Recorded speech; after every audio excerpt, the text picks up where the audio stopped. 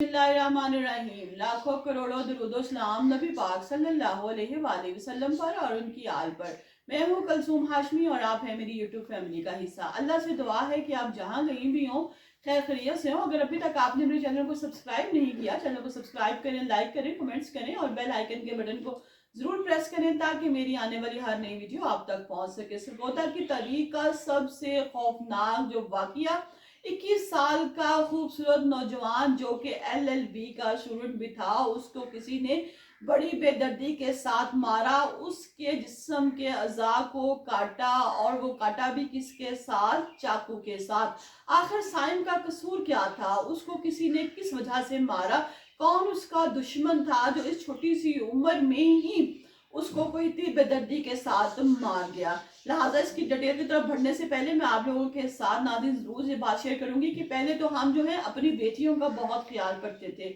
लिहाजा अब वक्त ऐसा आ गया है कि हमें अब अपनी बेटियों के साथ साथ अपने बेटों पर भी पूरी नजर रखनी है कि वो किससे मिलते हैं, कहाँ जाते हैं, किस मकसद के लिए जाते हैं। बाज़ औक़ात वो लोग जो आपके बहुत ही करीब होते हैं, जो आपके बहुत ही हर वक्त आपके साथ रहने वाले होते हैं, हम लोग उन पे बड़ी आंखें बंद करके भरोसा कर लेते हैं। अब दुनिया काबिले भरोसा नहीं रह गई। लिहाजा अपने बच्चों को भी अवेयरनेस दें, उनको भी बताएं कि वो हर किसी पर एतबार ना करें। नाज़रीन, वो बच्चा कि जिसका वालिद ने उसको एलएलबी करवाया कि ये लोगों को इंसाफ देगा, इन लोगों के साथ अच्छा रहेगा, अब वक्त ऐसा आ गया है कि उसका जो अपना बाप है, साइम का अपना बाप है, वो इंसाफ के अपने इस बेटे के लिए अदालतों से इंसाफ मांग रहा है कि मुझे इंसाफ दिया जाए। नाज़रीन, अब ये जो लड़का है इसका नाम है साइम अंसर, ये जो सरगोदा का रहने वाला है। एक रात को 22 जनवरी को इसके घर में इसका दोस्त रागिब आता है और कहता है कि आज हम लोग बाहर खाना खाएंगे। अब जो साइम का अबू है वो रागिब को भी जानता है, बचपन से आना जाना, उठना बैठना, खाना पीना। वो कहता है ठीक है अब तुम दोनों जा रहे हो, क्योंकि साइम के साथ साथ जो रागिब है वो भी उनका देखा भाला था और उन पे एतबार था, तो वो बड़े बेफिक्र थे कि दोनों दोस्त जा रहे हैं, साथ में और दोस्त भी होंगे, खाना शाना खाकर वापस आ जाएंगे। वो परमिशन दे देते हैं। जब जो साइम है वो घर से जाता है तो शाम हो जाती है, साइम घर नहीं आता। वो फोन करते हैं, साइम का नंबर बार बार बंद जा रहा होता है।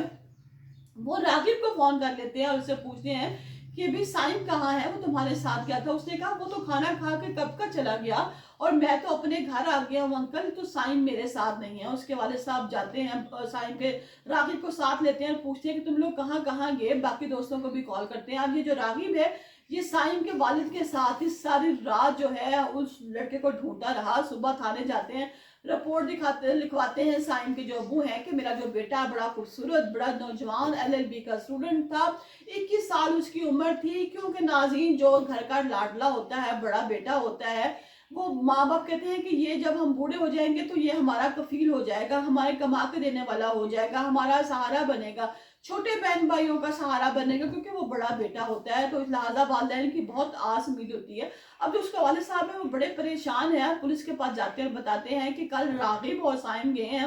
अब रागिब कह रहा है कि साइम घर चला गया पर साइम घर नहीं पहुंचा, हम लोग बहुत ढूंढ रहे हैं, रात सारी भी ढूंढते रहे हैं, तमाम हॉस्पिटल, तमाम जगह हमें देखा, लेकिन हमें कहीं पर भी साइम नहीं मिला।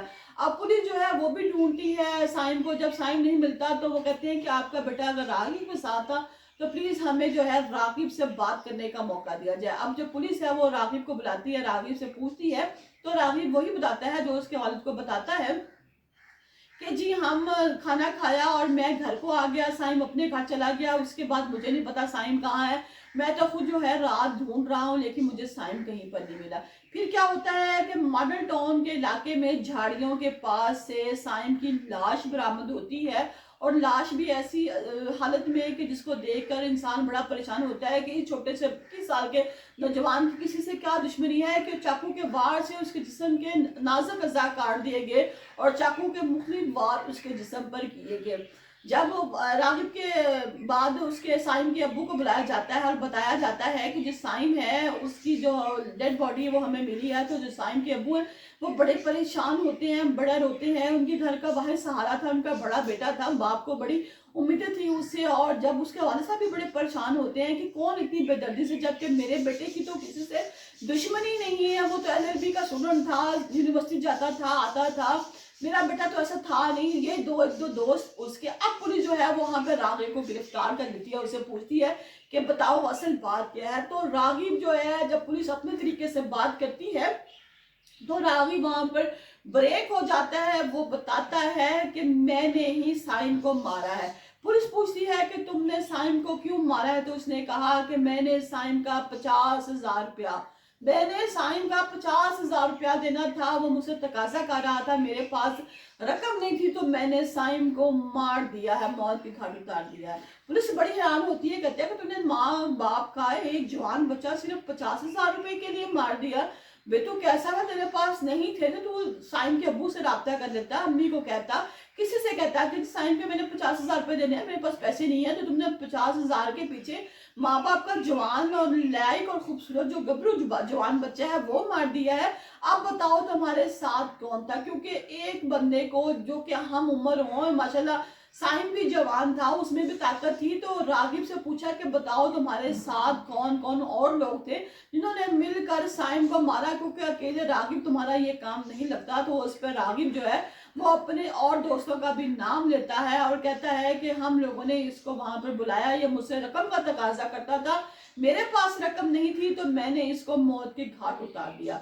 ये बात सुन के जो है साइम के वालिद साहब जो हैं वो अपने मुंह पे खुली चपेड़े मारने लग पड़ते हैं। कहते हैं कि अगर तुम्हारे पास रकम नहीं थी तो तुम हमें बता देते, लेकिन खुदारा हमारे बच्चे की 50,000 रुपए के लिए जान ना ले लेते, हम तो कई 50,000 अपने जवान बच्चे से वैसे ही वार के फेंक देते, और तुमने फकत एक 50,000 रुपए के लिए मेरे बेटे की जान ले ली। अब जो पुलिस है उसने रागिब को जो है वो गिरफ्तार कर लिया है और कहा है कि अब जो है हम इस पर जो है FIR भी काट दी है, और कहा है कि बाकी लोगों के भी नाम बताएं। नाज़रीन, मैंने पहले भी आपसे कहा था और अब भी आपसे दरख्वास्त करती हूँ कि नाज़रीन खुदारा अपनी बेटियों की जगह अपने बेटों पर भी नजर रखें, देखें कि कहीं उन्होंने किसी से लोन तो नहीं लिया, अपने दोस्त से कोई रकम का तकाजा तो नहीं है, कोई ऐसी बात तो नहीं है। उनके दोस्तों से पूछें, उनसे रहता होके पूछे, उनके सामने पूछे, अपने बेटे से पूछे, ताकि दोबारा कोई रागिब ना बने और ना ही को जो साइम है वो इस तरह बेदर्दी से कत्ल हो सके।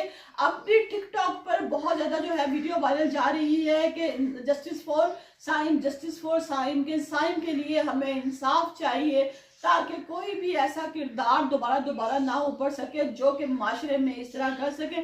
हमारी भी तमाम दर्द जो हमदर्दी हैं वो साइम के वालिद साहब के साथ हैं। हमारी दुआ है अल्लाह ताला इस बच्चे को जन्नत फरदौस में आला मकाम अता फरमाए। लेकिन साथ साथ नाज़रीन मैं ये कहूँगी, खुदारा बीइंग अ पेरेंट्स, नाज़रीन अपने बच्चों पर, अपनी बेटियों के साथ साथ अपने बेटों पर भी नजर रखें, और उनके तमाम दोस्त, क्योंकि बाज़ औक़ात वो बहुत करीबी दोस्त जो आपके साथ बैठते हैं, उठते हैं, खाना खाते हैं, पीते हैं, जिनके साथ आपकी बहुत दोस्ती होती है, वही लोग आपकी जो है पीठ में खंजर घोंप देते हैं। नाज़रीन अपनी इस व्लॉग को इजाजत दीजिएगा, नेक्स्ट किसी व्लॉगर नए व्लॉग के साथ हाजिर होंगे। अल्लाह ताला हम सबका हामी और नासिर हो।